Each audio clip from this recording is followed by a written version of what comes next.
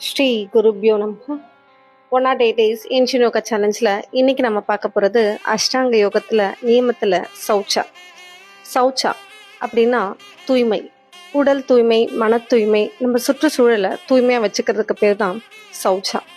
பதஞ்சலி யோக சுத்ரால சாதன பாதால வர்சஸ் 40ல் சௌச்சா பற்றி பதஞ்சலி முனிவர் சொல்லியிருக்காரு. சௌச்சா ஸ்வங்க ஜுகுப்சா பர அசம் சர்க்கன்னு சொல்லியிருப்பாரு பதஞ்சலி முனிவர். இதுக்கு என்ன மீனிங் பார்த்தோம்.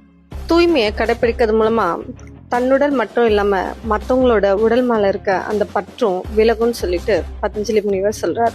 வர்சஸ் 41ல் சத்வசுக்தி சௌமனஷ்ய ஏகாக்கிரய இந்திரிய ஜெய ஆத்ம தர்ஷன யோகாத்வானிச்சன்னு சொல்லியிருப்பாரு பதஞ்சலி முனிவர்.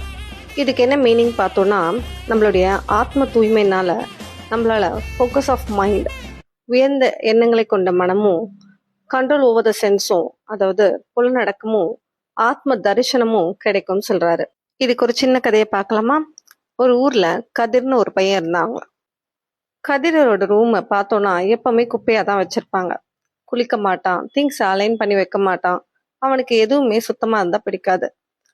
ஒரு நாள் இந்த மாதிரி இருக்க கதிரை அவங்க டீச்சர் கூப்பிட்டு கேட்டாங்க, ஏன் நீ திங்ஸை ஒழுங்கா வச்சுக்க மாட்டேங்கிற, எல்லாமே ஏன் குப்பையா வச்சுக்கிற, சுத்தமா வச்சுக்கோ அப்படின்னு சொல்லி கேட்டாங்களாம்.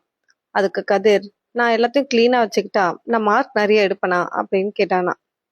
உடனே அந்த டீச்சர் சிரிச்சுட்டே அந்த பையனை கூட்டிட்டு ஒரு அழுக்கான ஜன்னல் முன்னாடி நிக்க வச்சாங்களாம். அந்த ஜன்னலுக்கு பின்னாடி ஒரு புக்கை வச்சு, கதிர் இப்ப நீ இதை படின்னு சொன்னாங்களாம்.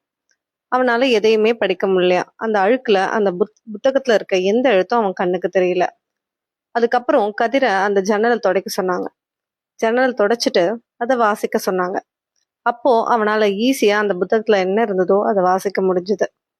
அப்பதான் சுத்தத்தோட இம்பார்ட்டன்ஸ் கதிருக்கு புரிஞ்சுது. தன்னை சுத்தி உள்ள எல்லா பொருளையும் அவன் சுத்தமா வச்சுக்க ட்ரை பண்ணான். அதுக்கப்புறம் அவனுடைய மனசுல இந்த குழப்பம்லாம் போய் மனம் ரொம்ப கிளாரிட்டியோட இருந்தது. அவனோட ஈஸியா படிக்க முடிஞ்சது. படிச்சது எல்லாமே ஈஸியா ரெக்கலெக்டும் பண்ண முடிஞ்சது. தண்ணி குடிக்கும்போது தண்ணி மட்டும் சுத்தமா இருக்கான்னு பார்க்க மாட்டோம், குடிக்கிற அந்த பாத்திரமும் சுத்தமா இருக்கான்னு பார்ப்போம். ஸோ நம்ம உடம்பு மட்டும் தூய்மையா வச்சுக்கிறதுல ஒரு பிரயோஜனமும் கிடையாது. மன தூய்மையோட இருந்தோம்னா நம்ம என்ன நினைக்கிறோமோ அதை ஈஸியா நம்மளால அச்சீவ் பண்ண முடியும். இந்த வீடியோ இன்ஃபர்மேட்டிவா இருந்தா லைக் பண்ணுங்க. இந்த இன்ஃபர்மேஷனை ஸ்ப்ரெட் பண்ணணும்னு நினைச்சீங்கன்னா ஷேர் பண்ணுங்க. என் கூட டிராவல் பண்ணணும்னு நினைச்சீங்கன்னா சப்ஸ்கிரைப் பண்ணுங்க. த ரியல் ஏன்ஷியன் யோகாவை ஃபாலோ பண்ணுங்க. அன்டில் தென், பவத்து சர்வ மங்களம்.